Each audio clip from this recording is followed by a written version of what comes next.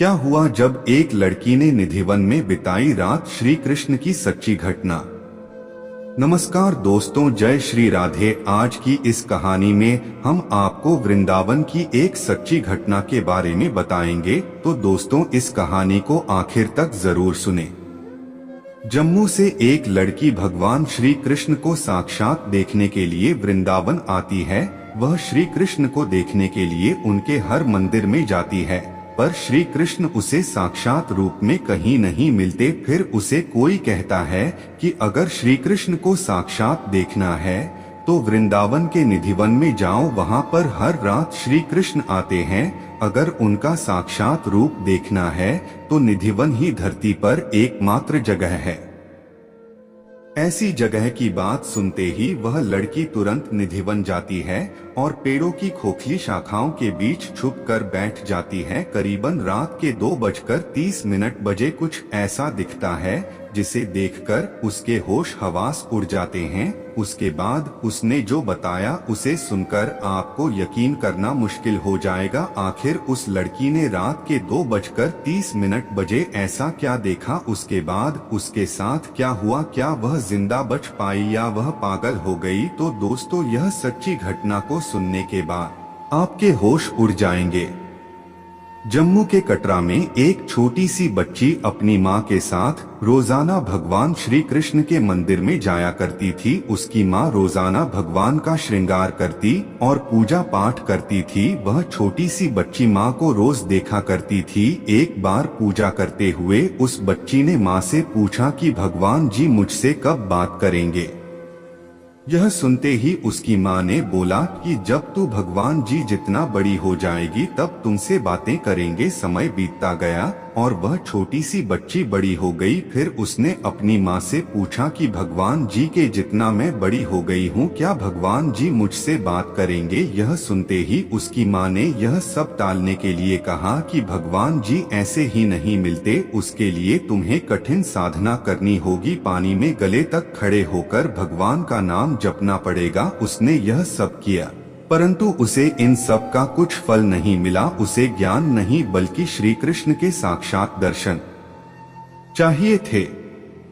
फिर बाद में उसे पता चला कि भगवान श्री कृष्ण तो वृंदावन में मिलते हैं, वहीं रहते हैं। बस यह सुनने के बाद वह तुरंत वृंदावन आ जाती है और वृंदावन आकर सबसे पूछती है कि कान्हा कहाँ मिलेंगे। सबने उससे कहा कि कान्हा तो बांके बिहारी मंदिर में मिलेंगे। यह सुनते ही माखन का मटका और हाथ में बांसुरी लेकर बांके बिहारी मंदिर पहुंच जाती है और पंडित से बोलती है कि मुझे कान्हा से मिलना है।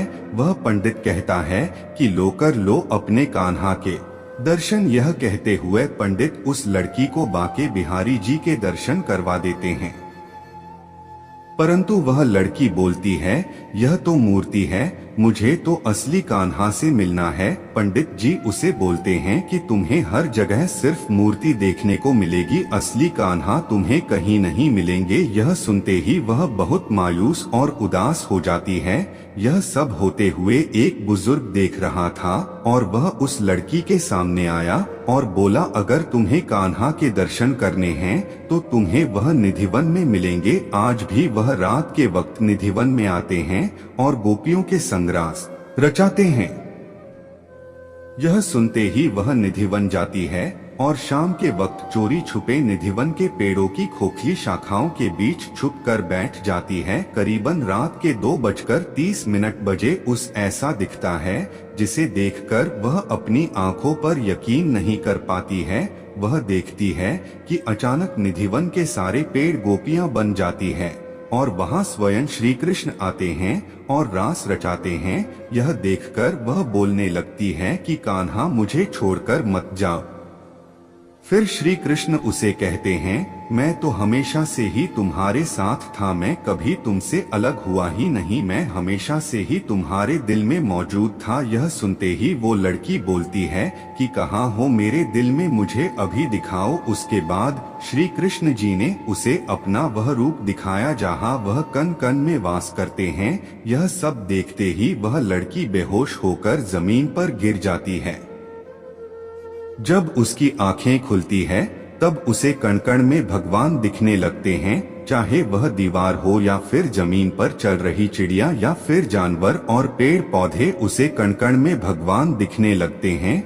दोस्तों, आपको जानकर आश्चर्य होगा कि वह लड़की बाद में श्री कृष्ण से विधिवत शादी भी करती है। इस लड़की को लोग आज भी मीरा कहकर बुलाते हैं और वह आज भी वृंदावन की गलियों में कहीं ना कहीं आपको देखने को मिल जाएगी।